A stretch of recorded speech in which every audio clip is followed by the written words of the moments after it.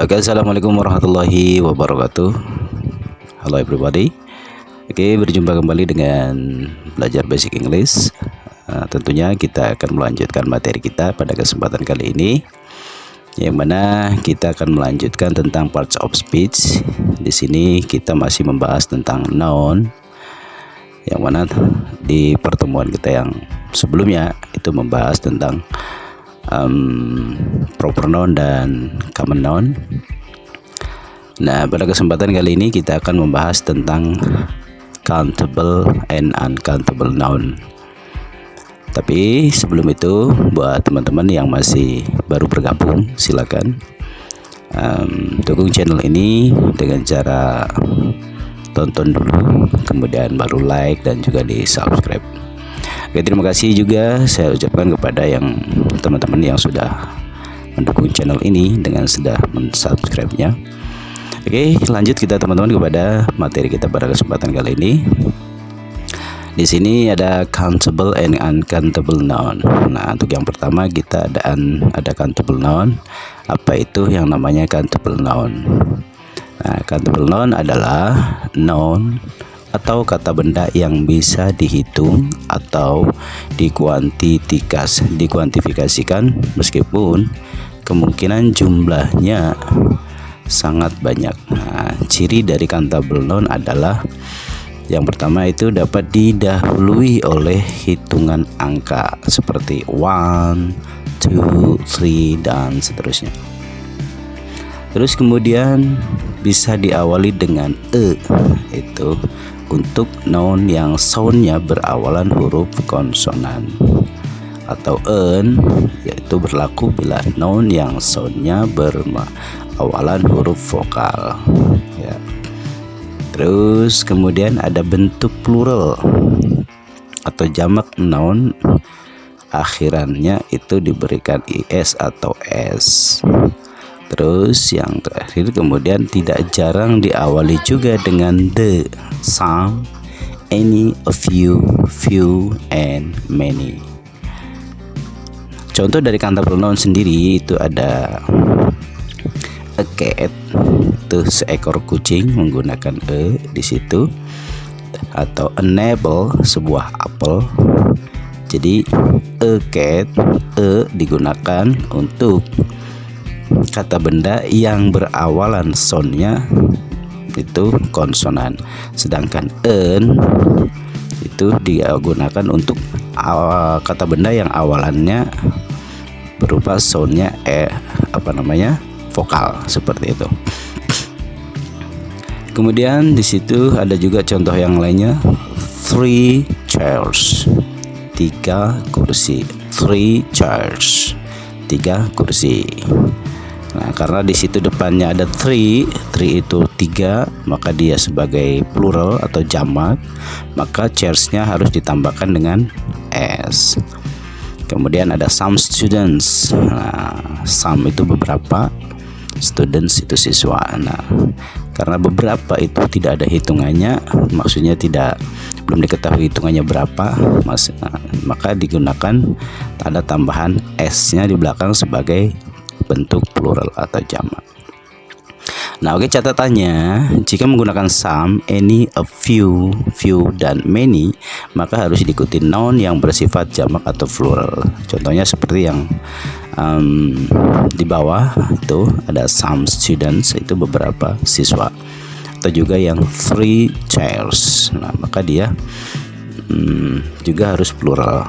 Nah, catatannya yaitu tadi, ketika ada some, any, a few, dan juga ada many, maka harus diikuti dengan plural. Oke, contoh dari kalimat countable noun ada this a cat, ini adalah seekor kucing. I'm not going to buy any tables, saya tidak akan membeli meja apapun. Nah, di situ ada any tables, atau di situ mengatakan tidak, ya, tidak satupun meja yang akan saya beli, seperti itu. Nah, karena ini keterangan dari yang tadi, yang di sebelumnya itu ada kata chairs. Karena jumlah kursinya lebih dari satu, maka pada bagian akhir ditambahkan huruf S. Artinya kursi tersebut bersifat plural, seperti itu. Oke, sekarang kita ke uncountable noun. Apa itu uncountable noun? Nah, uncountable noun adalah nomina yang bersifat tidak memungkinkan untuk dihitung. Jadi, meskipun jumlahnya banyak, noun jenis ini akan selalu dianggap sebagai singular, alias tidak memiliki bentuk plural, layaknya countable noun. Nomina ini biasanya diawali dengan some, any, little, and juga much. Nah, contohnya a little sand. Little sand itu adalah beberapa pasir ya, atau sedikit pasir, artinya sedikit pasir. Kemudian some water itu ya beberapa air, maksudnya ya air lah gitu, untuk menyatakan satu air. Dan kemudian any milk, beberapa susu gitu kan. Tapi di situ karena tidak bisa dihitung gitu kan jumlah air. Nah, kalau misalkan untuk menjamakkan air, pasir, dan lainnya, maka dia harus ditambahkan dengan benda yang lain. Contohnya misalkan sesendok pasir gitu kan, itu atau misalkan secangkir air atau segelas air gitu kan, a cup of water gitu kan, a glass of water gitu kan. Kalau sesendok pasir ya a spoon sand gitu kan, kayak gitu.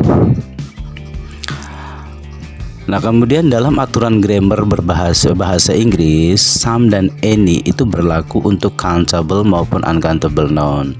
Tapi jangan sampai teman-teman keliru ya. Karena ada perbedaan antara some dan any yang mungkin jarang diperhatikan. Nah, meskipun keduanya dapat menjadi awalan untuk countable noun dan juga uncountable noun, tapi kita tidak bisa menerapkannya dalam semua jenis kalimat. Nah, some sendiri tidak digunakan dalam kalimat negatif atau kalimat tanya. Nah, some lebih umum dipakai dalam positive sentence atau kalimat positif. Sementara itu any hanya berlaku untuk jenis kalimat yang negatif dan kalimat tanya. Nah, dalam hal ini kalimat tanya yang dimaksud adalah kalimat tanya dengan konotasi negatif atau asumsi jawaban dari lawan bicara adalah tidak atau jawaban negatif lainnya.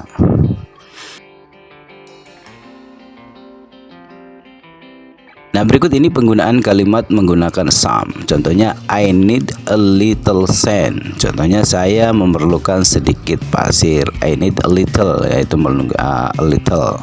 Itu menggunakan a little. Nah, contoh dari menggunakan kalimat some di situ adalah would you like some water? Apakah kamu mau air gitu kan. Jadi di situ some itu tidak diartikan ya sebenarnya, karena dia hanya untuk membantu ke penegasan dalam kalimat waternya tadi. Jadi would you like some water? Apakah kamu mau air gitu kan.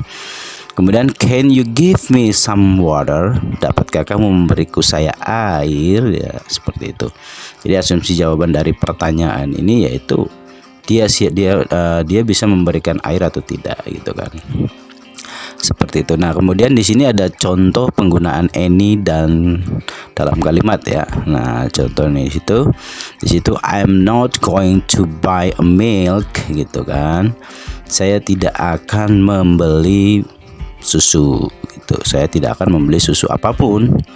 Gitu. Jadi ya udah, saya tidak akan membeli susu gitu, contoh seperti itu aja. Tapi si any, kalimat any, kata any ini hanya digunakan di kalimat negatif seperti itu.